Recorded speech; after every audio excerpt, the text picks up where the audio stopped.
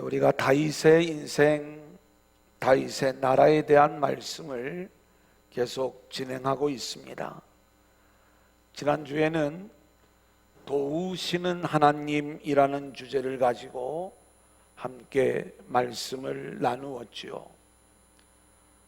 저와 여러분을 향한 하나님의 도우심은 단순히 우리의 세상적 삶을 도우시는 것이 아니라 다윗이 하나님이 기뻐하시는 왕으로 회복되어질 수 있도록 도우시는 일이라고 말씀을 드렸습니다. 그렇다면 이 세상을 살아가는 저와 여러분 역시 하늘의 왕 같은 존재로 하나님이 우리를 세워 가실 터인데, 이 일을 돕기 위하여 우리 안에 십자가를 세우시고 예수를 세우고 있다는 것을 기억하면서 하나님의 도우심의 은혜 가운데 있는 저와 여러분이 되실 것을 말씀드렸습니다. 오늘은 압살롬의 죽음에 대한 이야기 속에서 구원과 심판 이야기를 함께 살펴보고자 합니다. 오늘 이야기는 단순히 전쟁 이야기가 아니라 이 말씀 속에 구원 그리고 심판이라고 하는 놀라운 복음의 이야기가 담겨 있는 거예요. 무엇을 말씀하고 있는지 오늘도 세 단계로 나누어 말씀을 진행할 때 저와 여러분 모두에게 큰 은혜의 시간들이 될 수 있기를 소원합니다. 첫 번째 한번 따라해 볼까요? 마하나임. 우리가 지난주에 하나님의 도우심을 이야기할 때 다윗이 마하나임까지 도망가는 이야기를 우리가 함께 나누었습니다. 겉으로 보면 다윗은 도망을 가는 입장이고, 그리고 압살롬은 승승장구하는 모습으로 예루살렘을 차지하는 모습이지만, 분명히 성경은 하나님은 압살롬을 물리치고 계시는 중이고, 그리고 다윗을 돕고 계시는 하나님 모습으로 등장하고 있는 거예요. 그래서 원래는 후세의 계략을 통하여 아히도벨의 계략을 물리치고, 그리고 이제 마하나임까지 다윗 일행이 안전하게 도착하게 하신 후에 하나님의 일하심이 나타나고 있는 거죠. 어떤 일하심인가? 우리 한번 같이 볼까요? 사무엘하 17장 27절부터 29절까지의 말씀입니다. 같이 읽겠습니다. 시작. 다윗이 마하나임에 이르렀을 때에 암몬 족속에게 속한 라빠 사람 나하스의 아들 소비와 로데발 사람 암미엘의 아들 마길과 로글림 길르앗 사람 바르실레가 침상과 대야와 질그릇과 밀과 보리와 밀가루와 볶은 곡식과 콩과 팥과 볶은 녹두와 꿀과 버터와 양과 치즈를 가져다가 다윗과 그와 함께한 백성에게 먹게 하였으니, 이는 그들 생각에 백성이 들에서 시장하고 고나고 목마르겠다 함이더라. 여러분, 오늘 말씀에 보면 마하나임에 이르렀을 때에 다윗을 도우러 온 사람들이 암몬 족속에게 속한 사람들, 그리고 길르앗 사람 바르실레라고 언급되어지고 있는 것들을 보게 됩니다. 원래 이 암몬 족속은 다윗이 암몬을 정복한 적이 있고요, 다윗에게 조공을 바치는 그러한 입장이었어요. 그렇다면 다윗의 나라가 무너지는 것이 자신들에게 유익한 모습이 될 수도 있을 터인데, 오히려 다윗을 돕는 자의 모습으로 세워지고 있는 거예요. 그리고 이들과 바르실레가 가져온 돕는 물품을 보면 얼마나 세심한 배려가 담겨져 있는지, 침상과 대야와 질그릇과 그리고 각종 먹을 것들을 가져온 모습을 성경은 말씀하고 있습니다. 배가 고팠겠죠. 필요한 많은 것들이 있겠죠. 목이 마르고 이 모든 것들을 세심하게 배려해 주고 있음은 물론이려니와 침상까지 준비해 놓은 모습을 보면 이들의 잠자리까지도 염려해 주고 있는 이들의 모습을 보게 되는 것이죠. 다윗은 이들의 영접의 모습을 보면서 하나님이 자신과 함께 하고 계시다는 것을 알았고, 그리고 하나님의 임재와 하나님의 도우심을 확신하였을 거예요. 원래 이 마하나임은 야곱과 관련된 지명 이름입니다. 야곱이 외삼촌 라반의 집에서 도망 나올 때에 라반이 추격해 오죠. 미스바에서 라반과 계약을 맺은 다음에 다시 가나안으로 향하는데, 이때 이 야곱의 마음을 짓누르는 한 가지 문제가 있었는데, 그것은 자기 형 에서를 극복하는 문제였어요. 형과의 싸움을 어떻게 해야 되는가? 어떻게 이 에서의 문제를 극복할 수 있는가? 그 두려움과 답답함 속에서 가나안 땅으로 들어올 때 하나님의 사자들이 나타나는 거예요. 그리고 이 야곱의 일행을 환영을 해주는 거예요. 야곱은 영의 눈이 열리면서 하나님의 천사들이 군대의 모습으로 자신과 함께하고 있는 모습을 보는 거예요. 에서와의 싸움, 자기와 함께한 가족들, 식솔들 모두를 다 포함을 해도 너무나도 초라한 그러한 모습이고, 과연 에서를 이길 수 있을까? 에서를 극복할 수 있을까? 염려하는 그때에 자신하고는 비교할 수 없는 강력한 군대의 모습으로 나타난 하나님의 군대의 모습을 보게 되는 것이죠. 나 혼자가 아니라 하나님의 군대가 함께하고 있구나. 그래서 그곳 이름을 두 군대, 마하나임이라고 불렀던 거예요. 사랑하는 여러분, 하나님이 저와 여러분을 온전한 하나님 나라의 왕으로 세우시기 위하여 우리를 때로는 이 마하나임으로 내려보내실 수가 있어요. 뭔가 내가 있어야 될 자리는 예루살렘이라고 생각을 하는데, 이 예루살렘으로 가기에는 압살롬이 기다리고 있고 에서가 기다리고 있는 이 견디기 어려운 싸움과, 그리고 대적들이 우리의 앞길을 가로막고 있을 때 우리가 밀려 내려간 그 자리가 마하나임이요, 그 자리가 고난의 자리다, 이 말씀인 것입니다.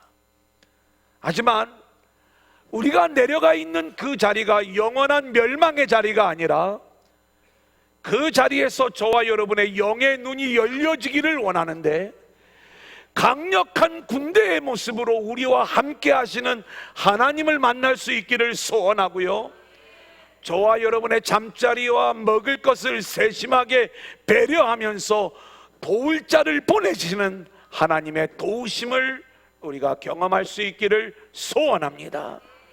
이렇게 하나님이 우리와 함께 하시다는 것을 알게 될 때에 우리는 새로운 마음가짐으로 압살롬과의 전쟁, 에서와의 싸움을 준비할 수가 있는 거예요. 두 번째, 우리 한번 같이 따라해 볼까요? 압살롬의 죽음. 자, 후세의 계략을 통해서 아히도벨의 계략을 물리쳤다라고 말씀을 드렸어요. 이제 이 다윗의 군대와 압살롬의 군대가 전쟁을 벌이려고 하는 모습이에요. 17장 26절 한번 같이 읽어볼까요? 이에 시작. 이에 이스라엘 무리와 압살롬이 길르앗 땅에 진치니라. 후세가 이야기한 대로 압살롬이 온 이스라엘에게서 군대를 모읍니다. 그리고 요단을 건너 다윗을 쫓아가는 거예요. 얼마나 의기양양했을까요? 엄청난 군대를 이끌고 길르앗에 진을 치고 다윗과의 일전을 준비하고 있는 거예요.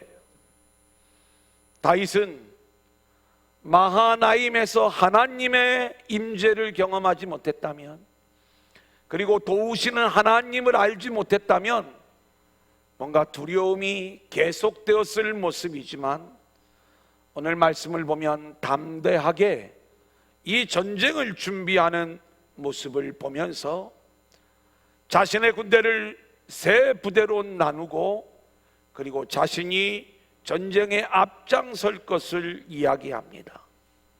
그러자 다윗의 신하들이 말리는 장면이죠. 3절 우리 한번 같이 읽어볼까요? 백성들이 시작. 백성들이 이르되 왕은 나가지 마소서. 우리가 도망할지라도 그들은 우리에게 마음을 쓰지 아니할 터이요. 우리가 절반이나 죽을지라도 우리에게 마음을 쓰지 아니할 터이라. 왕은 우리 만명보다 중하시오니 왕은 성읍에 계시다가 우리를 도우심이 좋으니이다 하니라. 다윗과 함께한 사람들이 아주 끔찍한 마음으로 다윗을 위하고 있는 장면이 오늘 본문의 이야기인 것을 볼 수가 있습니다. 사랑하는 여러분, 저와 여러분의 삶의 자리는 이제 이 마하나임에서 우리를 대적하고 있는 압살롬과의 전쟁에서 승리를 거두고, 그리고 예루살렘으로, 가나안으로, 그리고 하나님 나라의 주인공으로 우리가 세워져야 될 그러한 인생들이라는 것을 우리가 알아야 되는데, 다윗과 함께한 사람들이 끔찍하게 다윗을 위하고 있는 것처럼 저와 여러분 역시 철저하게 그리스도가 우리의 중심이 되고 오직 주님만을 위하는 믿음과 마음으로 저와 여러분 모두가 무장할 수 있기를 소원합니다. 자, 그렇게 이야기를 할 때 다윗이 전쟁에 나서는 신하들에게 이런 부탁을 하는 거예요. 5절 우리 한번 같이 읽어보겠습니다. 시작. 왕이 요압과 아비새와 이때에게 명령하여 이르되 나를 위하여 젊은 압살롬을 너그러이 대우하라 하니, 왕이 압살롬을 위하여 모든 군 지휘관에게 명령할 때에 백성들이 다 들으니라. 다윗이 전쟁에 나서는 자신의 신하들에게 자신의 아들 압살롬을 너그러이 대우해 달라, 이 이야기는 이제 압살롬과의 전쟁에서 이겨 압살롬을 죽일 만한 그러한 상황이 되어도 그 압살롬을 죽이지 말고 살려달라는 아버지의 부탁인 거예요. 실제로 이 압살롬은 다윗을 반역하였을 뿐만이 아니라 다윗의 신부들과 동침함으로 인하여 아버지와의 관계를 스스로 깨뜨려 버렸고 넘어서는 안 될 선을 넘어버린 아들이었어요.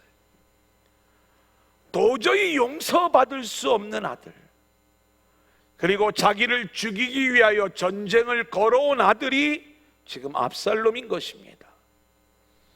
그런데 이 압살롬을 향한 아버지의 마음은 그 압살롬을 용서하고 다시 한번 품으면서 기회를 주고자 하는 것, 이것이 아버지의 마음으로 우리 가운데 등장하고 있는 거예요.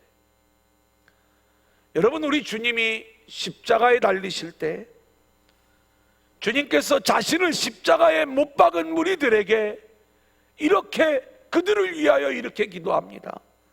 아버지여, 저들의 죄를 용서하여 주옵소서. 여러분, 이것이 우리 인생을 향한 주님의 마음이 되는 것입니다. 사랑하는 여러분, 우리는 하나님께서 저와 여러분을 하나님 나라의 왕 같은 존재로 세워가시는 이 일들을 진행하는데, 이 하나님의 일하심을 우리가 믿지 못하고 스스로의 힘과 스스로의 노력으로 성공과 왕의 자리를 쟁취하려는 것, 이것이 우리 인간에게서 나타나는 모습인 거예요. 여러분, 이 일은 아버지를 대적하는 일이고, 그리고 아버지에 대한 반란을 일으키는 일이었음을 우리가 함께 나누었잖아요. 오늘 우리 안에 이렇게 스스로의 힘과 능력으로 뭔가 왕의 자리를 탈취하고 인생의 목표와 성공을 이루고자 하는 그러한 마음들이 압살롬의 영으로 우리 안에 자리 잡고 있더라, 이 말인 것입니다. 그렇다면 우리는 늘 이 다윗과의 전쟁, 주님과의 전쟁 속에서 결국 우리는 심판받아 죽임을 당해야 마땅할 존재임에도 불구하고 우리를 대하시는 아버지의 마음, 주님의 마음은 어떤가? 우리를 다시 한번 용서해 주시고 살려주셔서 다시 한번 기회를 주시고자 하는 것, 이것이 아버지의 마음이더라, 이 말인 거예요. 사랑하는 여러분, 우리 두란노 공동체에 이 아버지의 마음이 흘러갈 수 있기를 소원합니다. 우리는요, 늘 어떤 마음들을 가지고 있냐면, 아들을 너그러이 대해달라고 하는 이 아버지의 마음을 놓쳐버리고 항상 내가 옳다고 생각하는 것, 그리고 내가 바르다고 생각하는 그 일들을 위하여 자기 욕심대로, 그리고 자기 생각대로 움직이는 모습을 보게 돼요.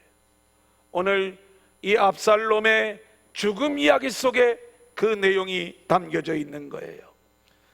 자, 이제 전쟁을 하게 됩니다. 전쟁 속에 압살롬의 군대가 패하게 되고 다윗의 군대가 승리를 거두게 되는데, 오늘 말씀을 보면 이 전쟁이 여호와께 속한 전쟁임을 볼 수가 있어요.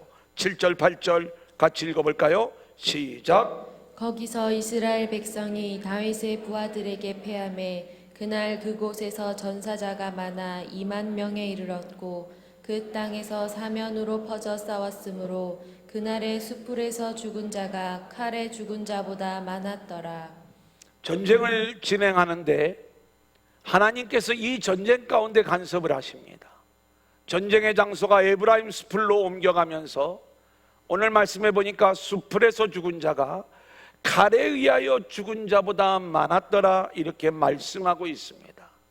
이 말씀은 하나님께서 다윗의 군대에 승리를 주셨다는 이야기예요. 여러분, 우리가 이와 비슷한 표현을 여호수아에서 그 내용을 볼 수가 있는데, 여호수아가 가나안 땅을 정복할 때에 기브온 사람들과 조약을 맺게 되죠. 가나안 연합군이 기브온을 침략해 올 때 여호수아가 그 전쟁에 참여합니다. 그래서 이 가나안 연합군을 물리치는데 우박이 내리는 거예요. 우박에 의하여 죽임을 당한 자가 칼에 의하여 죽임을 당한 자보다 많았다, 이렇게 말씀하고 있습니다. 왜요? 하나님이 진행하시는 전쟁이고 하나님이 이스라엘 군대에게 승리를 주시는 거예요. 마찬가지로 오늘 본문의 전쟁도 다윗의 군대에 승리를 주시는 하나님의 이야기를 말씀해 주는 거죠. 압살롬이 이 전쟁에서 도망을 하다가 그만 나뭇가지에 그의 머리가 걸리게 되는 상황이 발생을 합니다. 9절 같이 읽어볼까요? 시작. 압살롬이 다윗의 부하들과 마주치니라. 압살롬이 노새를 탔는데 그 노새가 큰 상수리 나무 번성한 가지 아래로 지날 때에 압살롬의 머리가 그 상수리 나무에 걸림에 그가 공중과 그 땅 사이에 달리고 그가 탔던 노새는 그 아래로 빠져나간지라. 여러분, 우리가 이 압살롬을 가만히 보면 압살롬이 그의 아버지를 배반할 때에 성경은 이 압살롬의 외모를 우리 가운데 알려주는 장면이 있습니다. 아주 아름다운 외모를 가지고 있었어요. 게다가 그의 외모 중에서도 빼놓을 수 없는 부분이 머리였는데, 머리의 숱이 얼마나 많았는지 그 머리를 자르면 200세겔이나 되었다라고 이야기할 정도로 자랑할 만한 머리털을 가지고 있었던 인물이 바로 압살롬이었어요. 여러분, 그런데 하나님은 그렇게 세상에 자랑할 만한 그것을 가지고 결국 그 교만의 모습을 매달아 수치의 모습으로 바꾸어 놓는 하나님의 일하심을 우리는 보게 되는 거예요. 사랑하는 여러분, 우리가 늘 하나님 자녀로 살아간다는 것, 그리고 하나님의 은혜로 살아가는 믿음의 사람이라는 것의 증거는 뭐냐? 세상에서 하나님이 나에게 아름다운 외모를 주시고 그럴듯한 모습으로 저와 여러분을 세워가실 때 그것이 나의 영광을 위한 자랑거리가 아니라 하나님의 은혜임을 고백하고 나의 자격 없음을 언제나 인정하며 살아가는 믿음이라 이 말인 것입니다. 압살롬은 자신의 화려한 외모로 사람들의 마음을 샀어요. 사람들의 마음을 모으는 일에는 성공했을지 모르지만 결국 그 자랑거리를 하나님이 매달아 버리고 결국 그 일로 인하여 죽임을 당하는 압살롬의 모습을 우리가 보게 되는 것이죠. 저는 오늘 이 한 사람 압살롬의 죽음과 그의 인생에 대한 내용을 함께 살펴보고자 하는 거예요. 그런데 오늘 본문에 등장하는 이 장면을 우리가 그냥 넘어갈 수가 없어요. 상수리 나무에 매달려 있는 전혀 힘을 쓰지 못하는 압살롬을 가운데 두고 전혀 다른 반응을 보인 두 사람의 이야기입니다. 자, 한 사람이 이 압살롬을 발견하죠. 그리고 요압에게 가서 이 사실을 알립니다. 11절, 12절 같이 읽어볼까요? 시작. 요압이 그 알린 사람에게 이르되 내가 보고 어찌하여 당장에 쳐서 땅에 떨어뜨리지 아니하였느냐? 내가 내게 은 10개와 띠 하나를 주었으리라 하는지라. 그 사람이 요압에게 대답하되 내가 내 손에 은 1000개를 받는다 할지라도 나는 왕의 아들에게 손을 대지 아니하겠나이다. 우리가 들었거니와 왕이 당신과 아비새와 이때에게 명령하여 이르기를 삼가 누구든지 젊은 압살롬을 해하지 말라 하셨나이다. 자, 오늘 본문에 보면 아버지의 마음을 아는 자와 그리고 아버지의 마음을 무시하는 자, 이 두 사람으로 나뉘어지는 장면을 보게 됩니다. 압살롬이 매달려 있는 모습을 발견한 이 사람이 압살롬을 죽이지 않아요. 왜요? 아버지 다윗의 당부가 있었기 때문에 그런 거예요. 아버지의 말씀을 붙잡는 거예요. 아버지의 마음을 알고 있는 거예요. 그래서 매달려 있는 압살롬의 존재를 요압에게 알립니다. 요압은 이렇게 이야기를 해요. 너가 그 압살롬을 죽였다면 내가 너에게 상급을 줄 것이다. 그때 이 사람의 이야기입니다. 내가 은 1000개를 받는다 할지라도 나는 그 일을 행하지 않겠습니다. 왜 이런 이야기를 하는 거예요? 아버지의 마음을 알고 있었기 때문에 그런 거예요. 하지만 요압은 아버지의 마음을 마음에 두지 않습니다. 그래서 이렇게 행동을 진행하는 거예요. 14절 15절 같이 한번 볼까요? 요압이 시작. 요압이 이르되 나는 너와 같이 지체할 수 없다 하고 손에 작은 창 셋을 가지고 가서 상수리 나무 가운데서 아직 살아있는 압살롬의 심장을 찌르니 요압의 무기를 든 청년 10명이 압살롬을 에워싸고 쳐 죽이니라. 여러분, 다윗의 마음을 헤아리지 못하고 자신의 생각대로 자기 목적을 달성하기 위해 압살롬을 죽인 요압의 모습은 결국 다윗을 대적하는 일이요 그리스도를 대적하는 일이라는 것을 우리는 잊지 말아야 되는 것입니다. 여러분, 이 말씀이 얼마나 무서운 이야기인가? 이 다윗의 일에 대하여 요압은 이런 생각을 가지고 있었어요. 다윗을 반역한 압살롬, 너는 죽어 마땅해. 너가 죽는 게 의로운 일이야. 이게 하나님의 의를 세우는 일이야. 아버지의 마음을 모르기 때문에 자신의 의에 대한 생각을 가지고 압살롬을 죄인으로 정죄하고 압살롬을 죽이는 요압의 모습인 것이죠. 여러분, 우리는 함께 신앙 공동체 안에서 믿음의 삶을 살아가고 있어요. 그런데 늘 우리는 의로워지는 우리의 모습들을 생각하면서 누군가가 불의한 일들을 행할 때 당신은 잘못됐어요, 당신은 불의해요, 당신은 죽어 마땅해요, 당신은 우리 공동체에 합당하지 않아요, 이렇게 우리가 상대방을 정죄하고 상대방을 미워하고 상대방을 죽여가면서 이것이 아버지의 뜻을 이루는 일이다, 이렇게 생각할 때가 있는 거예요. 아버지의 마음은 죽을 죄를 지고 반역을 한 이 압살롬을 향하여서도 다시 한번 이 아들을 너그러이 대해달라. 오늘 다윗의 이 간절한 당부가 아버지의 말씀으로 저와 여러분에게 들려질 수 있기를 소원합니다. 오늘 저와 여러분에게 보내어 주신 옆에 있는 형제 자매들, 하나님의 자녀들이에요. 내 아들을 너그러이 대해달라. 하나님이 오늘 저와 여러분에게 말씀하실 때 우리는 나의 의의를 근거로 해서 상대방을 저주하고 죽음 가운데로 몰아넣을 것이 아니라 그 생명을 향한 아버지의 마음을 우리가 기억하면서 용서와 은혜와 긍휼로 서로를 대할 수 있기를 소원합니다. 이게 아버지의 마음을 아는 자예요. 아버지의 말씀, 다윗의 말씀을 마음에 두었더라면 요압의 생각, 요압의 영을 물리칠 수가 있었을 거예요.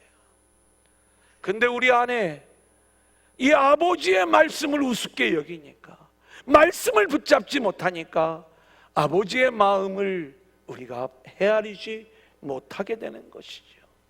저와 여러분 모두가 철저하게 아버지의 마음을 헤아리고 그리고 그 은혜와 긍휼을 흘려보낼 수 있는 저와 여러분들이 될 수 있기를 소원합니다.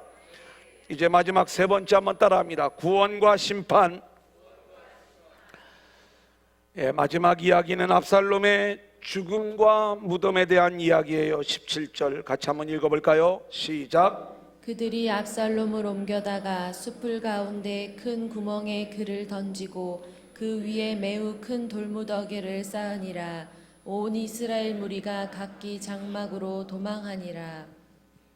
오늘 제가 우리 성도님들과 함께 결론적으로 나누고자 하는 그 말씀이 이 압살롬의 인생, 왕의 아들로 태어나 그리고 다윗을 몰아내고 예루살렘을 차지하기까지 성공적인 모습으로 그의 인생이 비춰졌지만 그의 비참한 죽음과 초라한 무덤의 이야기가 우리가 어떤 인생을 살아야 하는가를 보여주는 것이고, 이 압살롬 인생 이야기 속에 담겨져 있는 구원과 심판의 이야기를 우리가 깊이 나누어 보고자 제가 부지런히 여기까지 온 거예요.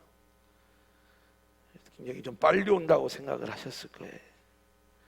예, 빨리 오는 게 좋은 거죠. 어쨌든 이 압살롬의 죽음 이야기, 비참한 최후를 맞이한 압살롬의 모습, 그리고 그의 초라한 무덤의 이야기는 이 압살롬의 이야기가 저와 여러분의 운명이라는 것을 우리가 먼저 깨닫고 있어야 되는 것입니다. 우리의 운명은 이 압살롬처럼 그렇게 비참한 죽음의 심판을 받아야 되는 운명이고, 그리고 우리가 아무리 화려한 인생을 살아도 누구든지 그 무덤은 초라한 무덤이 될 수밖에 없는 거예요. 그래서 우리는 예수를 믿으면서 반드시 구원받고 하나님 나라에 간다라고 하는 것들이 중요하다고 생각을 하잖아요.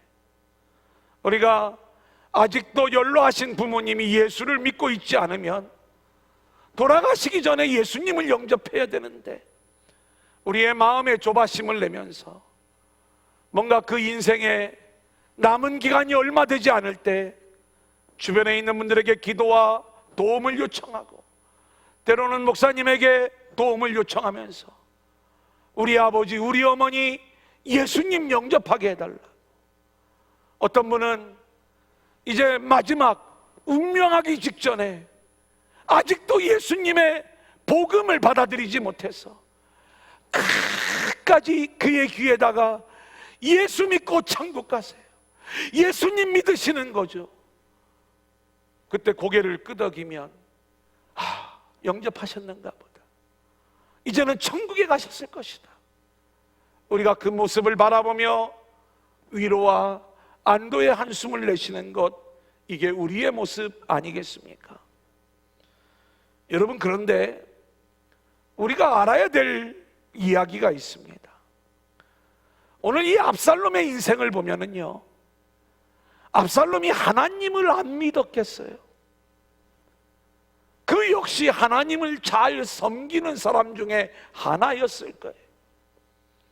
다만 그의 관심은 하나님 아버지의 일에 관심이 있었던 것이 아니라 자기의 욕심과 자기의 일을 이루기 위하여 그렇게 그 일들을 진행해 나갔던 거예요. 그의 인생은 정말로 화려했어요. 물론 견디기 어려운 힘든 일을 경험하기도 했지만, 왕자로 태어나 그리고 잘생긴 외모를 가지고 있고, 그의 친화력이나 사람을 보는 눈이나 조직해 나가는 힘이나 얼마나 뛰어난 인간적 재능을 가지고 있는 인물인가, 우리가 대단한 인물이다 이렇게 이야기할 수가 있는 거예요. 근데 그가 비참한 죽임을 당하고 초라한 무덤의 모습으로 나타났다는 것은 결국 그가 하나님의 은혜에서 거절된, 지옥에 빠져버린 저주받은 운명이었음을 우리 가운데 보여주고 있는 것이거든요. 오늘 우리가 이 자리에 나와서 함께 예배하고 있어요. 그렇기 때문에 우리는요, 저주받을 운명 가운데 있던 저와 여러분이 예수를 믿는 믿음 안에서 구원받은 인생이 되는 것, 할렐루야. 여러분, 이게 너무나도 중요한 것이라 이 말이에요. 그런데 과연 저와 여러분의 믿음이 구원받은 믿음인가? 아니면 다만 입으로만 주여 주여 하는 그러한 믿음인가? 우리가 어떻게 알 수 있느냐 이 말이에요. 마태복음 7장 21절 우리 한번 같이 읽어보겠습니다. 시작. 나더러 주여 주여 하는 자마다 다 천국에 들어갈 것이 아니요 다만 하늘에 계신 내 아버지의 뜻대로 행하는 자라야 들어가리라. 우리 안에 주여 주여 주님을 부르는 종교적 모습이 있다 할지라도, 다시 말하면 여러분이 주일마다 빠짐없이 나와서 이 자리에서 주님을 찾고 주님을 부르짖으며 예배를 한다 할지라도 주여 주여 하는 단계에 머물러 있으면 하나님 나라에 못 간다는 거예요. 저와 여러분의 믿음이 아버지의 뜻대로 행하는 믿음이 되어야 하나님 나라의 주인공이 될 수 있음을 성경은 이야기하고 있는 거예요.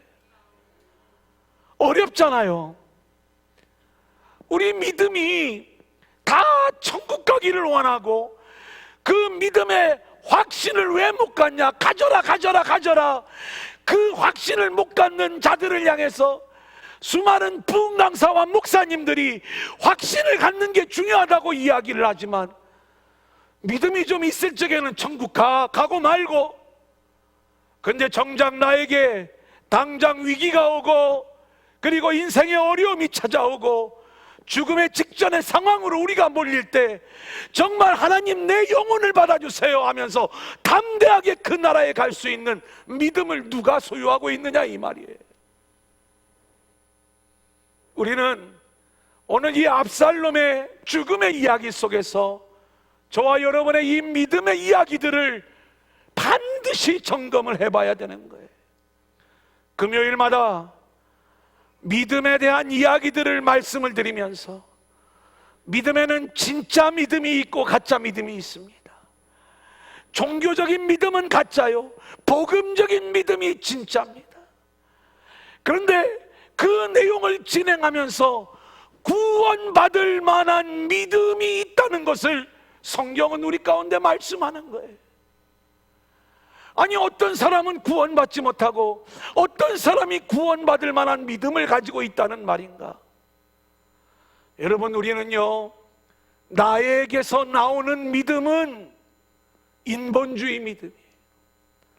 나에게서 출발하는 믿음은요, 종교적인 믿음이에요. 이 믿음은 주여 주여 하는 단계에 머물러요. 하지만 하나님이 저와 여러분에게 주시는 믿음이 있어요. 이 하나님이 주시는 믿음, 그게 다윗이 보여주고 있는 것이고요. 사람에게서 나오는 그 믿음의 모습은요, 압살롬과 요압이 보여주고 있는 거예요. 어떤 게 하나님이 주신 믿음인가? 한번 따라합니다. 하나님의 주권을 인정해야 합니다. 여러분, 다윗은요, 하나님이 주신 믿음의 소유자였지만 여전히 그도 죄를 짓는 죄인이었어요. 바세바를 취하고 우리아를 죽일 정도로 완악한 모습이 그 안에 들어있었다, 이 말입니다. 그런데 그렇게 연약한 모습으로 드러날 수밖에 없지만, 그럼에도 불구하고 이 다윗은요, 하나님의 절대 주권을 인정하는 거예요.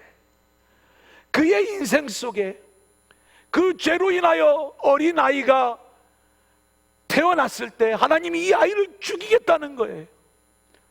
하나님 살려주세요. 금식하며 눈물로 기도할 때 하나님이 이 아들을 살려주기를 원했지만 하나님이 죽여버리시거든요. 그런데 그 하나님의 일하심에 순종하는 거예요. 아이가 죽었다는 이야기를 듣는 순간에 얼굴을 씻고 옷을 입고 음식을 해오라고 하고 밥을 먹습니다. 하나님의 철저한 주권을 인정하고 하나님의 일하심이 선하십니다라고 하는 것을 고백하는 것이죠. 다윗이 예루살렘에 있을 때에 자기 아들이 쳐들어옵니다. 다윗은요, 그 아들을 예루살렘에서 맞서 싸울 수 있었어요. 훨씬 더 전쟁하기에 유리한 장소가 예루살렘입니다.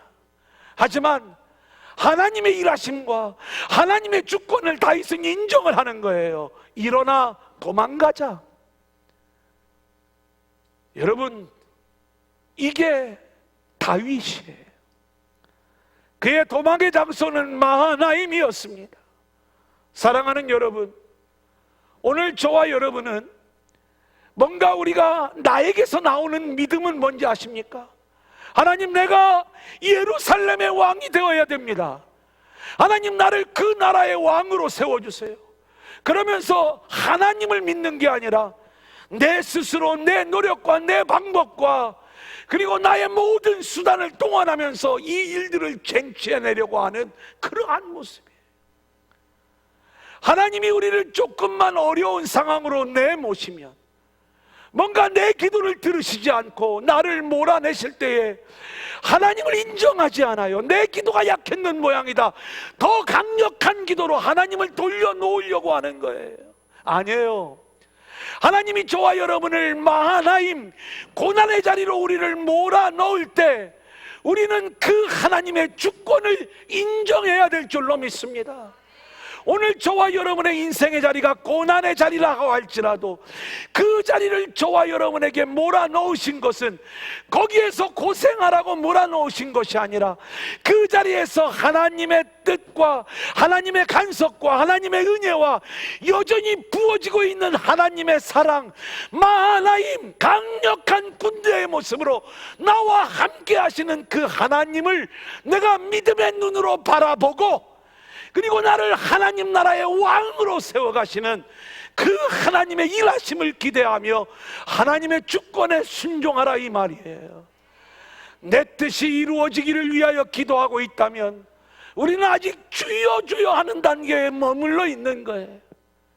아버지의 뜻, 나를 고난의 자리로 밀어넣는다 할지라도 그 자리에서 선하신 하나님, 여전히 나와 함께 하시고 나를 사랑하시는 하나님을 고백하면서 우리가 하나님 앞에 영광을 올려드리고 그의 주권을 인정하는 믿음이 저와 여러분에게서 나올 수 있기를 소원합니다. 이게 하나님이 주신 믿음인 거예요.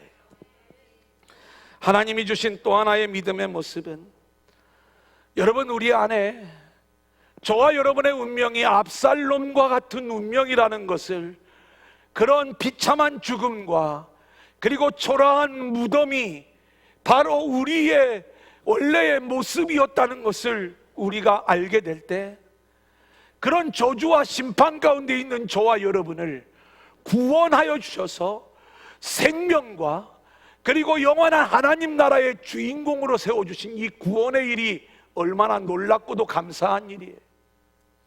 아멘입니까? 그렇다면 그 주님의 은혜가 얼마나 귀하고 놀라운지, 마치 1만 달란트의 빚을 탕감받은 그 놀라운 기쁨과 감사와 감격이 우리 안에 있어야 될 줄로 믿습니다. 여러분이 왜 그 감사가 없느냐? 은혜의 본질을 모르기 때문이에요. 내가 죽을 고생을 하고 그 죄 용서를 얻어냈다면 아마 조금은 감사할지 모르겠어요. 그런데 거저 우리에게 주시는 이 은혜의 비밀을 우리가 알지 못하는 것 아닙니까? 그리고 우리가 어떤 모습인 거예요? 1만 달란트의 빚을 탕감받았다고 하지만 그 기쁨과 그 감격과 그 감사가 우리에게서 나오지 않는 거예요. 그래서 하나님 앞에 감사하다고 하면서도요, 여전히 우리의 마음은 왔다 갔다 하는 그러한 부분들인 것을 우리는 부인하기가 어려운 것이지요. 사랑하는 여러분, 우리가 하박국 3장 17절 18절 말씀을 우리 한번 같이 읽겠습니다. 비록, 시작. 비록 무화과 나무가 무성하지 못하며 포도나무에 열매가 없으며 감람나무에 소출이 없으며 밭에 먹을 것이 없으며 우리의 양이 없으며 외양간에 소가 없을지라도 나는 여호와로 말미암아 즐거워하며 나의 구원의 하나님으로 말미암아 기뻐하리로다. 여러분, 이것은요, 여러분이 진짜 믿음을 가지고 있다면 어려움이 있고 힘든 일이 있을 때 그때 슬퍼하지 말고 구원의 하나님으로 기뻐하라고 하는 억지로 이것을 격려하는 그러한 말씀이 아닙니다. 하나님이 주신 믿음이 우리 안에 들어와 있으면 우리는 하나님이 내 안에서 이루신 구원의 일이 얼마나 크고 놀라운가를 알게 되는 거예요. 이 놀라운 구원의 기쁨과 감격을 가지고 있는 자들은요, 이 세상에서 물질적인 결핍이 우리 가운데 있다 할지라도 그것이 전혀 문제가 되지 않아요.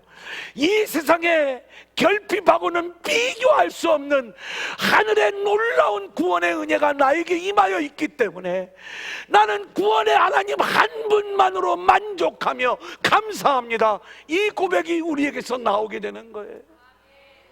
여러분, 이 믿음으로 저와 여러분들이 세워질 수 있기를 소원합니다. 하나님께서 저와 여러분의 인생을 고난과 결핍 가운데 몰아간다 할지라도 나에게 이루어 놓으신 이 놀라운 하나님의 구원의 일이 너무나도 고맙고 감사해요. 언제나 내 안에는 하나님 나라요, 하나님의 영광을 드러내는 자들로 우리 모두가 세워지게 될 때, 그것이 바로 하나님이 우리에게 주신 믿음을 소유한 자의 모습이다, 이 말씀인 거예요. 마태복음 7장 22절 23절을 볼까요? 그날에, 시작. 그날에 많은 사람이 나더러 이르되 주여 주여 우리가 주의 이름으로 선지자 노릇하며 주의 이름으로 귀신을 쫓아내며 주의 이름으로 많은 권능을 행하지 아니하였나이까 하리니 그때에 내가 그들에게 밝히 말하되 내가 너희를 도무지 알지 못하니 불법을 행하는 자들아 내게서 떠나가라 하리라. 여러분, 무서운 얘기예요. 정말 이러한 모습이 우리의 모습이 될까 참 두렵지 않을 수가 없습니다. 평생을 주의 일을 했어요. 주의 이름으로 선지자 노릇을 했어요. 주의 이름으로 귀신을 쫓아냈어요. 많은 권능을 행하였어요. 근데 주님이 하시는 말씀이 불법을 행하는 자들아 내게서 떠나가라. 내가 너희를 도무지 알지 못하겠다. 여러분, 누구를 향하여 하시는 말씀인지 아십니까? 저와 여러분의 믿음이 하나님이 주신 믿음이어야지. 나에게서 나오는 그러한 믿음을 가지고서는 너는 나하고 상관없는 자다, 이 말씀을 하시는 거예요.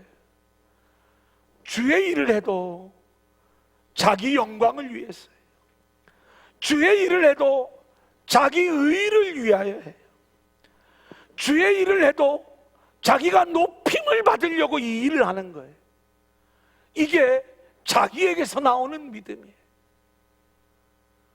우리에게는 늘 이렇게 자기를 추구하는 그 마음들이 우리 안에 사로잡고 있어요. 내 마음에는 하나님의 법을 따르기를 원하지만 또 하나의 법이 내 속에 있는데 그게 죄의 법이에요. 이 죄가 자기를 추구하는 거고 세상을 추구하는 거예요. 그래서 이 죄의 법이 하나님의 법을 따르고자 하는 나를 짓눌러 결국 나에게서 나오는 건 죄밖에 없는 거예요. 근데 이것을 아는 자는 결국 하나님의 은혜가 보이는 자고, 이것을 모르는 자는 하나님의 은혜를 모르는 자가 되는 거예요. 우리 마태복음 16장 24절 한번 같이 읽어볼까요? 시작. 이에 예수께서 제자들에게 이르시되 누구든지 나를 따라오려거든 자기를 부인하고 자기 십자가를 지고 나를 따를 것이니라. 자기를 부인하고 자기 십자가를 지고 나를 따르라 말씀을 하는 거예요.